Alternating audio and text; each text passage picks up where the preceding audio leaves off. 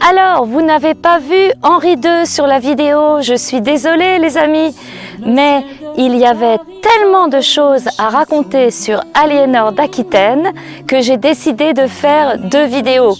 Alors restez avec moi puisque nous allons à nouveau rentrer dans l'abbaye pour un épisode à l'intérieur de l'abbaye avec Henri II Plantagenet, ce roi anglais tellement célèbre. Tu as beaucoup de choses à apprendre sur lui. Si tu ne me connais pas encore, je suis Sylvie Reeves, j'habite à Fontevraud-l'Abbaye, au cœur du Val-de-Loire, et je t'aide à faire d'énormes progrès en français, en filmant des vidéos dans le Val-de-Loire, pour que tu apprennes le français à travers la culture. Parce que si tu ne découvres pas la culture, tu vas parler la langue, mais tu ne vas pas connecter avec les Français. Nous sommes allés avec un groupe très sympathique de mes étudiants, une Polonaise, des Anglais et aussi 2 Français qui apprennent l'anglais. Parce que nous avons choisi de passer une journée phénoménale où nous avons échangé autour de nos cultures. La méthode dont je te parle, c'est exactement ça, c'est la communication active. Alors tu es prêt? On rentre dans l'abbaye pour une visite vraiment originale. Et surtout, attends de me retrouver après la visite de l'abbaye. J'ai des choses à te dire. S'il vous plaît. Bonjour. Bonjour. Nous cherchons un guide en fait. Bien écoutez, vous pouvez pas mieux tomber. Ok, vous êtes une guide? Je suis Henri II, roi d'Angleterre. Wow, enchanté Henri II. Très heureux, Bon, très heureux. En fait, nous avons pas mal de questions. Oui. Ok.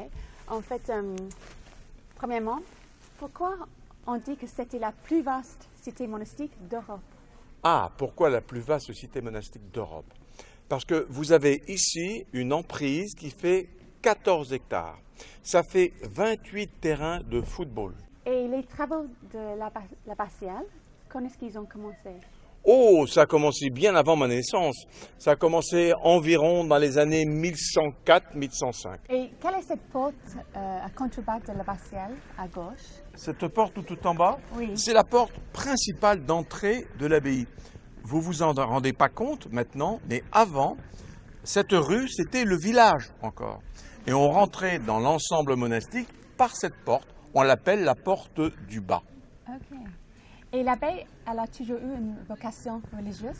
Oh non, au cours de l'histoire, elle a servi d'abord de monastère pendant 7 siècles, puis de prison pendant 150 ans, et depuis 1980, en gros, un centre culturel. Et quand est-ce que l'abbaye est devenue une prison? En 1804, on décide de transformer cet ensemble en prison. Mais on mettra 10 ans de travaux pour l'aménager, et en 1814, les prisonniers commenceront à arriver.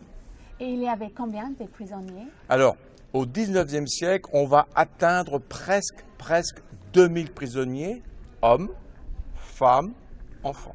Robert d'Abrissel, le fondateur, met les hommes aux ordres de la femme pour mettre cette femme en avant.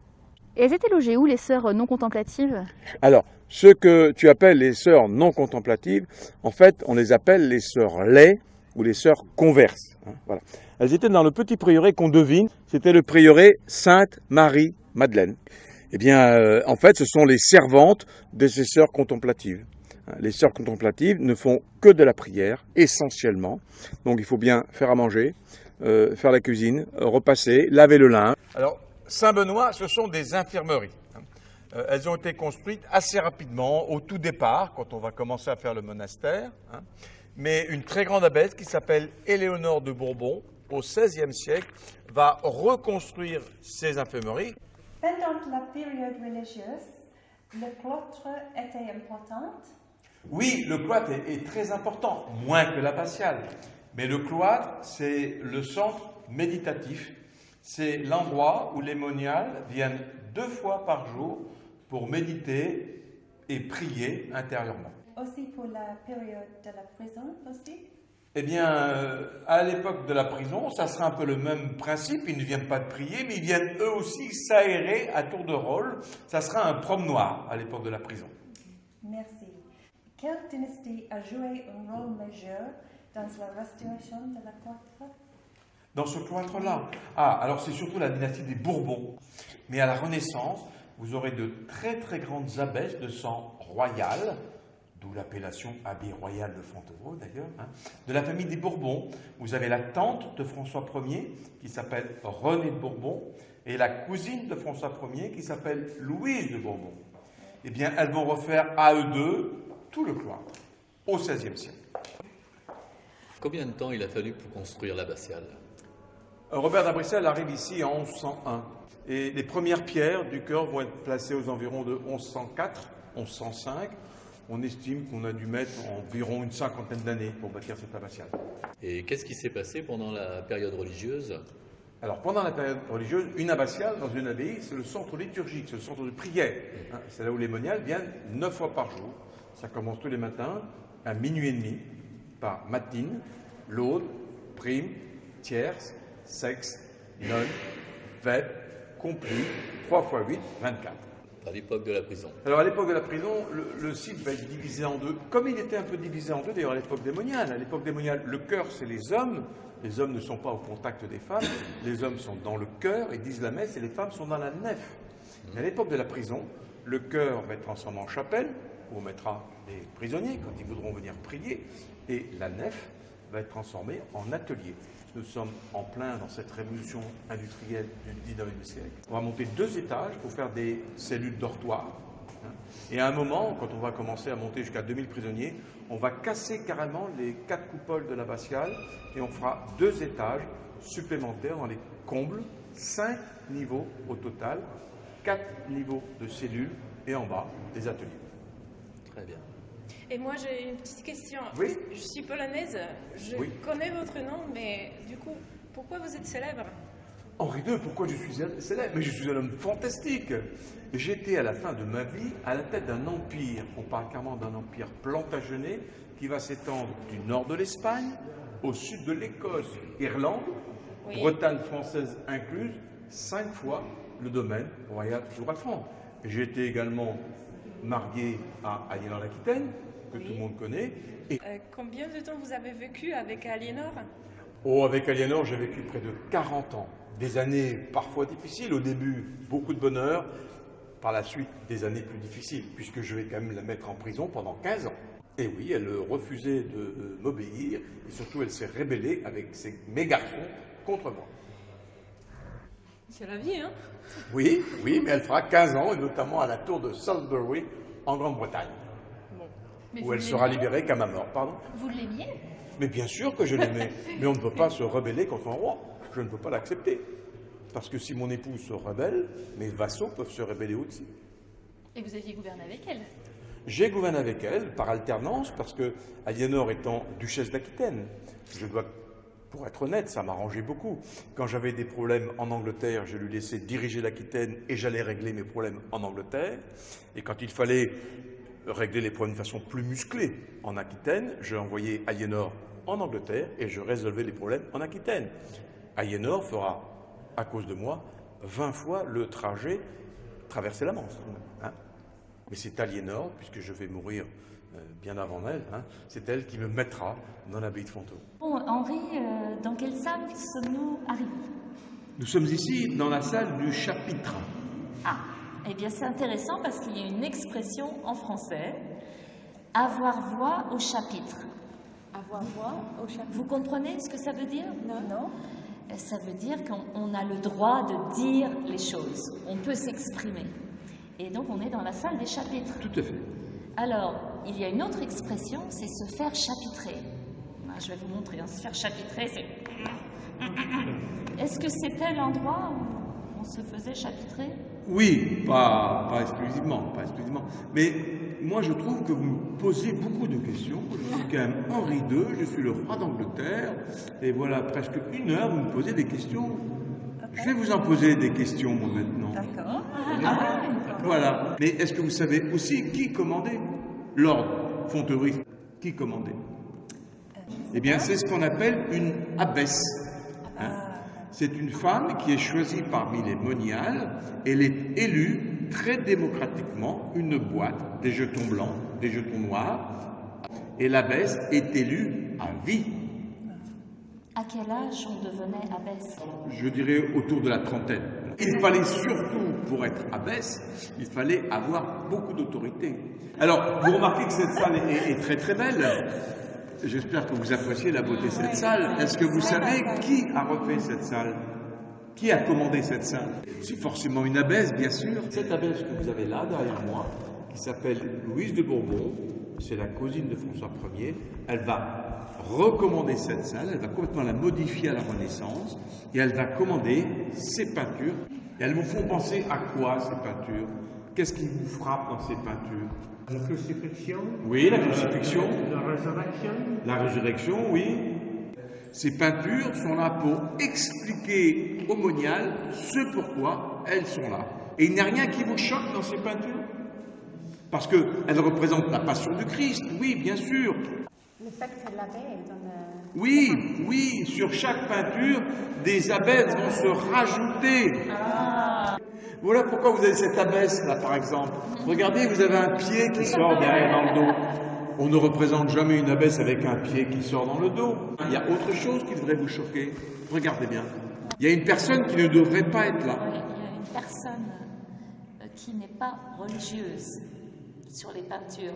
Un indice. Voilà, un indice. C'est une jeune fille. Trouvez la jeune fille qui n'est pas religieuse. Droit devant. Elle est là-bas, regardez. Voilà, elle s'appelle Mademoiselle de Blois. Et vous voyez, elle n'est pas en religieuse, elle n'est pas en moniale. Pourquoi? Parce que, en gros, à partir de Louis XIII, Louis XIV, on va continuer à envoyer ses filles pour en faire des moniales. Mais on va commencer aussi à donner ses filles pour les cultiver. C'est-à-dire que, à l'époque de Louis XIV, ça devient en plus un pensionnat. Et cette jeune fille qui s'appelle Mademoiselle de Blois est la fille que le roi Louis XIV aura avec sa maîtresse, Madame de Montespan. Et comme par hasard, l'abbesse que vous avez derrière, qui s'appelle Marie-Madeleine Gabrielle de Rochechouart de Mortemart, c'est la sœur de Madame de Montespan, qui était la maîtresse du roi, Madame de Montespan. Et donc, en fait, c'est sa nièce qui est à ses pieds, qui ne sera jamais moniale. Elle va être élevée à Fontevraud, et après, elle retourne à la cour de Versailles, et on les marie avec des princes, avec des ducs, avec des rois.